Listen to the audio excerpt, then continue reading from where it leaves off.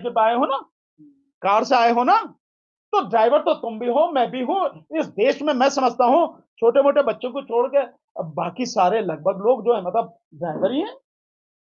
तो इन सबके लिए कानून है। केवल वो नहीं ट्रक चलाते हैं, बस चलाते हैं उनके लिए, सबके लिए, सबकी गर्दन इस तरह से फंसाई जा रही है।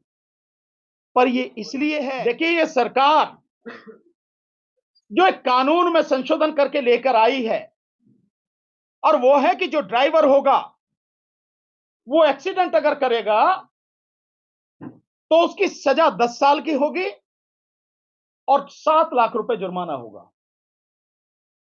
सजा 10 साल की और 7 लाख रुपए जुर्माना। मैं एक बात बहुत सिंपल सी सीधी सी पूछना चाहता हूं इस सरकार से, क्या एक्सीडेंट कोई जान के करता है? अगर सामने कोई पक्षी आ जाए, कोई जानवर आ जाए, कोई इंसान आ जाए, वो भरसक कोशिश करता है कि किसी भी सूरत में उसको चोट ना लग जाए। और कई बार ऐसी स्थिति आती है कि उसमें वो खुद जो ड्राइवर है, उसमें बैठे हुए जो लोग हैं गाड़ी में, वो बड़े भयानक हादसे का शिकार हो जाते हैं। मैं एक एक्सीडेंट को जानता हूं, ऐसे कितने ही हैं, पर मैं एक एक्सीडेंट का उदाहरण देता हूं। बीजेपी के ही एक एमपी रहे हैं, संघप्रिय गौतम, नाम भी लेता हूं। वो लखनऊ की तरफ जा रहे थे गाड़ी से, एम्बेसडर गाड़ी में। गाड़ी में ऐसे ही एक व्यक्ति को, साइकिल वाले को बचाते हुए, उनकी गाड़ी एक गहरे, उसमें पोखर में, जोहड़ जिसे बोलते हैं, पूल, तालाब जिसे अंग्रेजी में और हिंदी में बोलते हैं, उसमें जाके गिरी। उनके परिवार के 4 लोगों की मौत हुई, 4 लोगों की, जिसमें उनका बेटा भी था। उनका बेटा।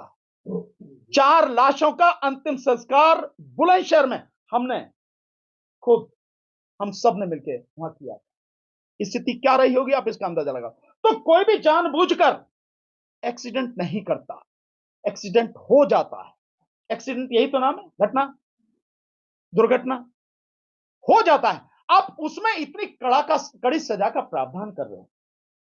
अगर आपको लगता है कि इसकी जरूरत है और आप इसे रोकना चाहते कि कोई जानबूझ के ना करे, तो भाई उसके लिए तो कानून पहले से ही है।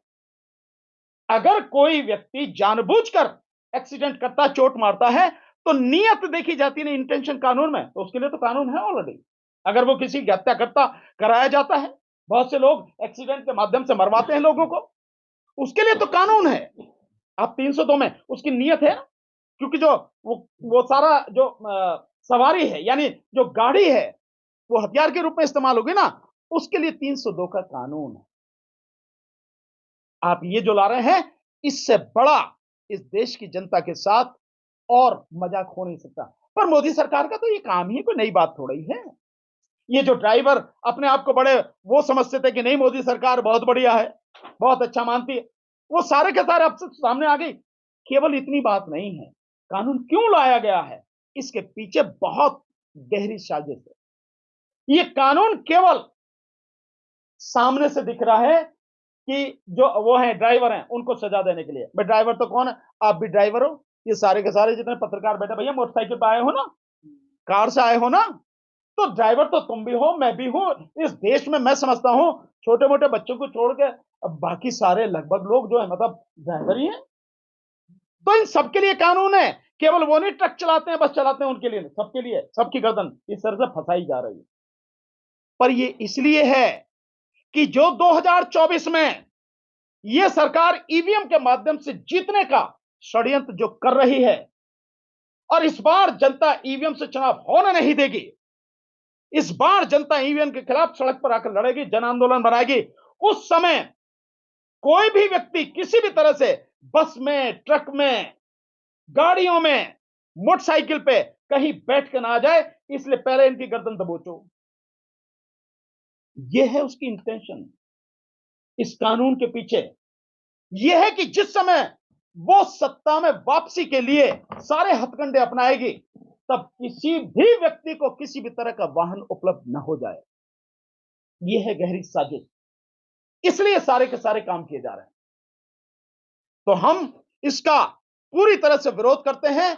और सभी ड्राइवर भाई हमारे, जो इस देश की आधी से ज्यादा आबादी है, वो ट्रक के ड्राइवर हों, बस के ड्राइवर हों, मेटाडोर के हों, छोटे हाथी के हों, कार के हों, मोटरसाइकिल के हों, स्कूटर के हों, कोई भी, हम उनके साथ में हैं, पूरी ताकत से उनके साथ में हैं। इस लड़ाई में हम कंधे से कंधा, कदम से कदम मिलाकर उनका साथ देंगे। समझ में नहीं आता, सरकार का मतलब ये नहीं कि पहले करो और फिर देखो कि